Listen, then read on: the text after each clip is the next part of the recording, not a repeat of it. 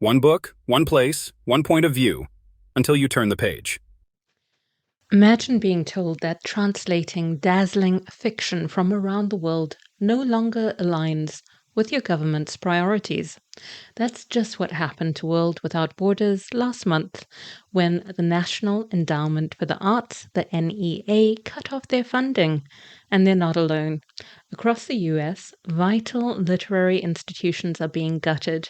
Now, I was planning to talk about UK library closures today, but then a newsletter from Seagull Books landed in my inbox. Let me let Milo in. Hey, little one. And it reprinted a letter from Words Without Borders, a platform that promotes translated literature and has done so for 2 decades. Suddenly, this felt like the better place to start to talk about my concerns because what's happening in the US feels like a warning sign for literary institutions everywhere, including here in the UK. Welcome to Page Turners with Katja. I'm Katja, and today we're talking about the quiet dismantling, bureaucratic dismantling of literary innovations in the US because when the NEA pulls funding from the presses most responsible for keeping literature expansive and global, it's not just a budget cut, it is a message. So, which brings us to who's actually being cut and what that means. At the end of last month, Words Without Borders announced that the NEA had ended their 2025 grant. No advance notice, just a vague rationale their work no longer aligns with federal priorities. And they're not alone because electric literature, milkweed editions, transit books, deep vellum all hit. These aren't fringe publishers. These presses are publishing bold fiction, international voices, and experimental forms. The kinds of books that the Big Five used to ignore but now scramble to emulate through boutique translated and world fiction imprints. And I'm not throwing shade because some of those imprints are brilliant. But let's give credit where credit's due. Indie presses got there first, largely. They're the reason we have access to debut novels from Lebanon, memoirs from Mongolia, short stories from Argentina, works that bypass mainstream market logic to meet real reader demand. Not because they tell us what to read, but because they listen. They're responsive, innovative, and driven by the belief that literature should reflect the full range of human experience. Cutting their funding doesn't just damage their operations, it shrinks the entire reader ecosystem. So, what gets defunded first? Well, we know what always gets cut first. When austerity hits the arts, it doesn't hit evenly. It hits the margins. And the margins, let's be honest, are where the most vital, most interesting work happens. That's where our beloved indie presses live. Now, I know a lot of us love them, and I can only speak from my experience in this video, but let me know yours in the comments. For me, I don't want to keep reading stories that center my experience over and over. I don't always need a mirror. I want a window into someone else's world, someone else's truth. And just as importantly, I want others to find mirrors in books where they've long been excluded. That includes queer readers, BIPOC readers, disabled readers, everyone. That's why I value translated fiction, queer voices and BIPOC voices, books that break form, defy trends, and ignore the tidy rules of genre or market logic. If you haven't joined yet, the Reading the Globe Read Along project has featured exactly these kinds of works.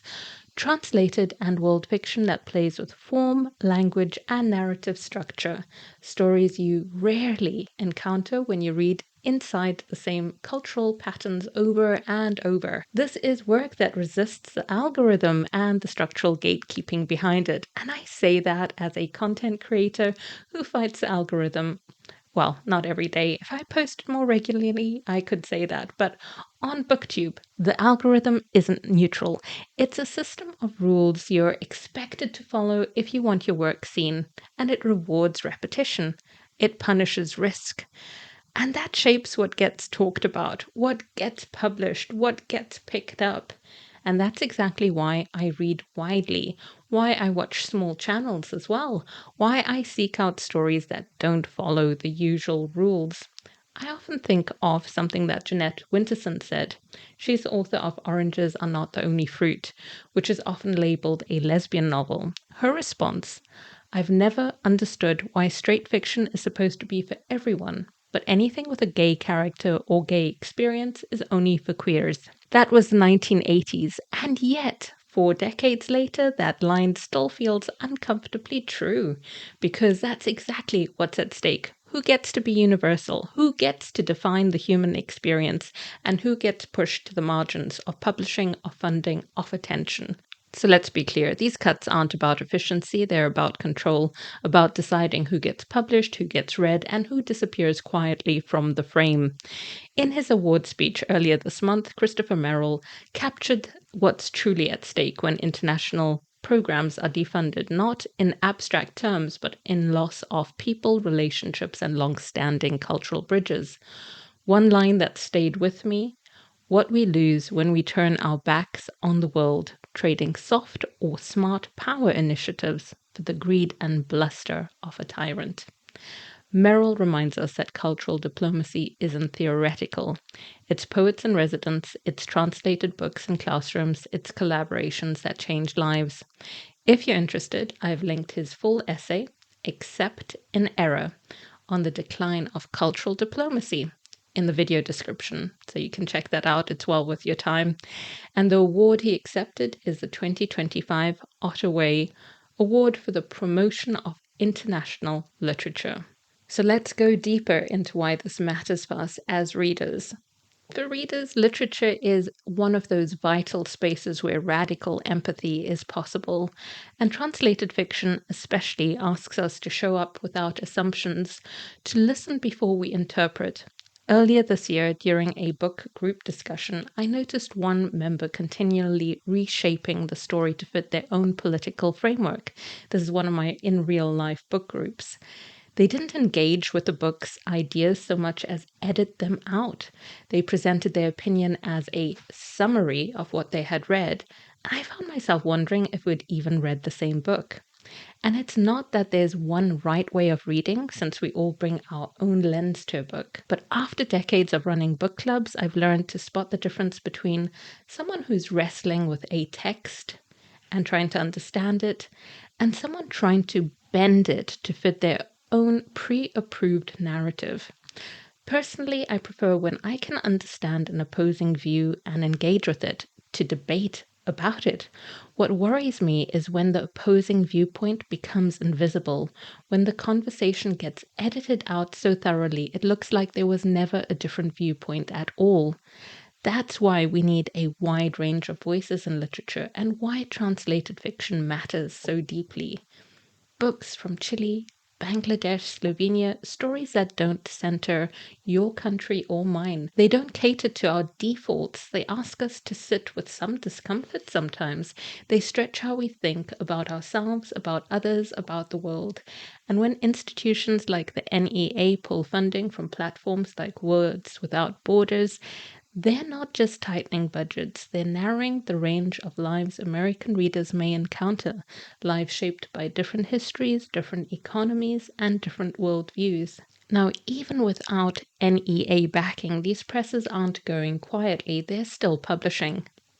The indie publishing ecosystem, precarious though it is, keeps showing up, and that's a brilliant thing. Readers, teachers, librarians, translators, they're holding the line, but they shouldn't have to operate on scraps. And where I live in the UK, despite a strong community campaign, we keep losing libraries and other spaces, like a local art gallery, which has just recently closed after 30 years, one quiet funding reduction after another, and suddenly a space for connection and curiosity just disappeared.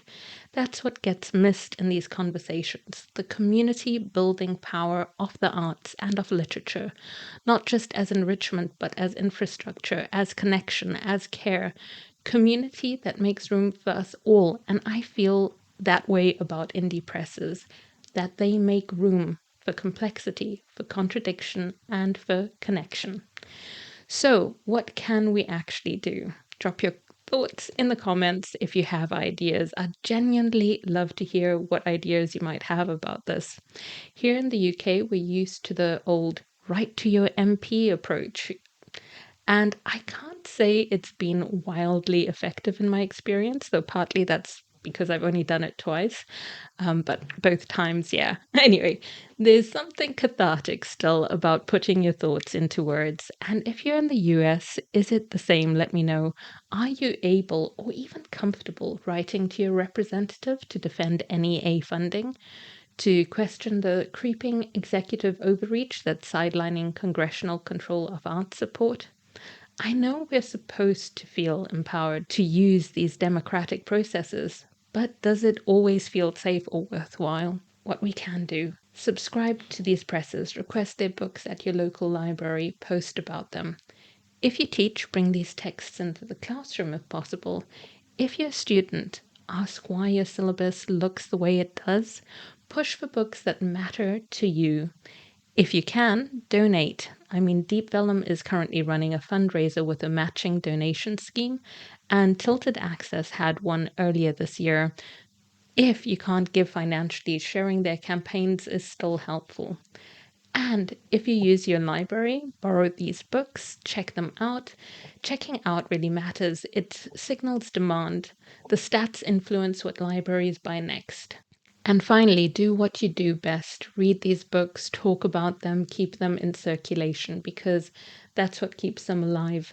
If you want a deeper dive into non-profit presses, watch Sarah's video on her channel, Eyes on Indie, from a few weeks ago. It's smart, clear, and absolutely worth your time. I've linked it in the video description. There's no single fix for this, but we can push back against the insidious narrowing of our literary world, even if that's just about being more intentional about our reading. Support translation, champion indie presses, question what gets funded and what's quietly being erased if these things matter to you. I'd love to hear your thoughts in the comments. What do you make of these funding cuts? Do you have a favorite indie press? And which translated book do you wish more people would read? Thanks for tuning in and for caring about the books that keep our world bigger. Happy reading and take care.